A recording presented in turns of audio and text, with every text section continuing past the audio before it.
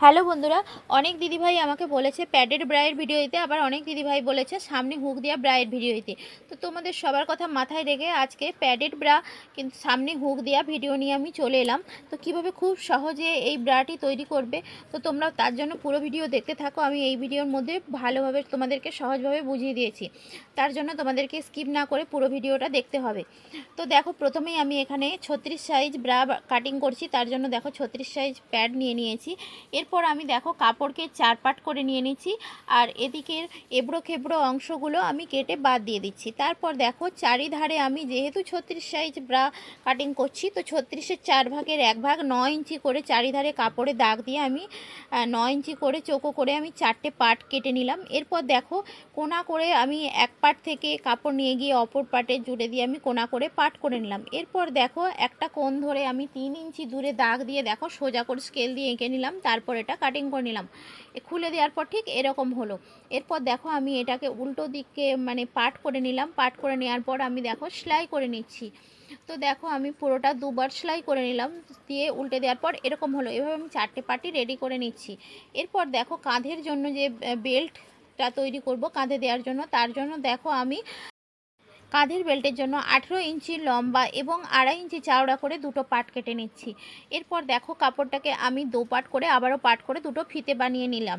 এরপর দেখো একটা পাট নিয়েছি কটরির, দিয়ে তার উপরে সোজা দিকে আবারও একটা পাট বসিয়ে এভাবে আমি কোনা করে সেলাই করে নেব। দেখো এই কোনার কাছে এসে আমি এই যে কাঁধের যে ফিতেটা তৈরি করে রেখেছি এটা আমি অ্যাড করে সেলাই করে নেব।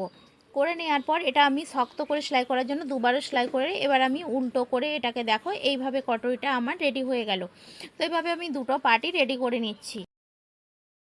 দুটো পাটি রেডি করে নিয়েছি। এরপর দেখো যে কাপটা রেডি করে রেখেছিলাম, কাপটা দেখো এর ভেতরে আমি এভাবে ঢুকিয়ে দিলাম। ঢুকিয়ে দেওয়ার পর দেখো আমি কাপটাকে ওপরের পাটটা সরিয়ে দেখো কাপড়টাকে আমি এইভাবে মিডিল বরাবর শেপ করে নিলাম, এর সাথে সেট করে নিলাম। সেট করে দিয়ে নিচের যে খোলা অংশ আমি দেখো খোলা অংশগুলো জুড়ে নিলাম। এরপর দেখো আমার যে বাম সাইডে যে দিকটা হবে বাম সাইডে আমি 2 ইঞ্চি দূরে নিচ থেকে 2 ইঞ্চি দূরে এইভাবে দাগ দিলাম।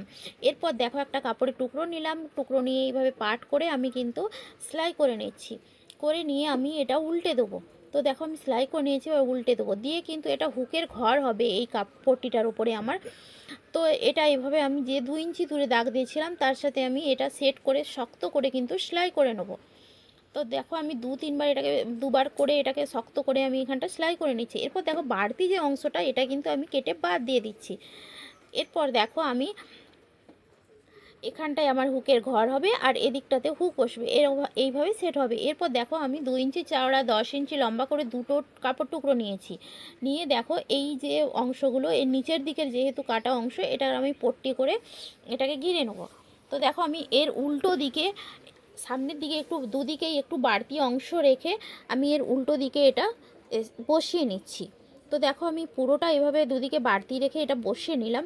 এরপর এটাকে কেটে দেখো আমি সোজা দিকে ঘুরিয়ে নিলাম। ঘুরিয়ে নিয়ে যে বাড়তি অংশটা আমি রেখেছিলাম ওটাকে দেখো এইভাবে মুড়ে আমি এক পাট মুড়ে তারপরে আবারও এক পাট মুড়ে আমি ঠিক এটা সেলাই করে নেব। তো এইভাবে আমি পুরোটা সেলাই করে নিচ্ছি।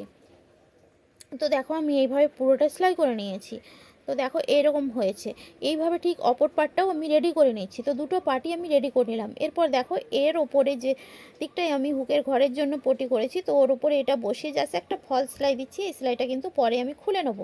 এরপর দেখো সামনের বডির এই পার্টটা কতটা ইঞ্চি হচ্ছে এটা মাপ করে নিচ্ছি।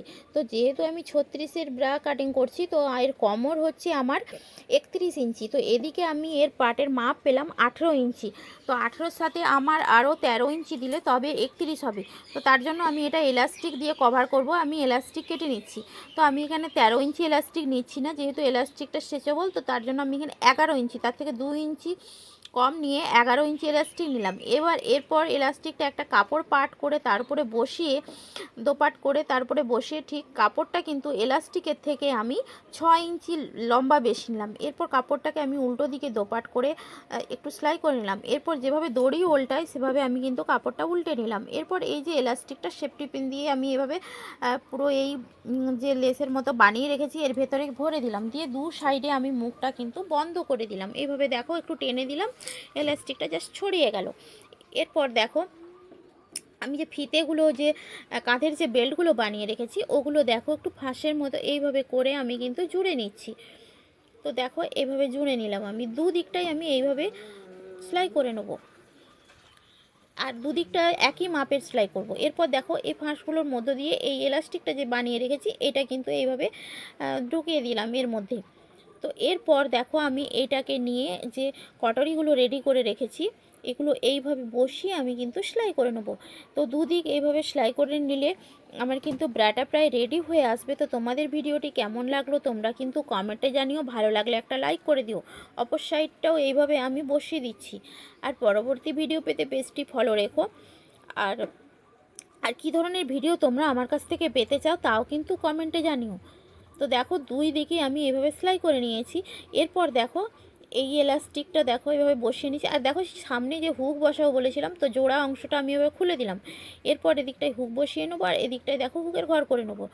তো দেখো আমি হুক আর হুকের ঘর এবার রেডি করে নিয়েছি। তো দেখো কেমন হয়েছে তোমরা কিন্তু কমেন্টে জানিও। এই দেখো হুক আর হুকের ঘর আর এদিকে এলাস্টিক, এই আমার রেডি হয়ে গেছে।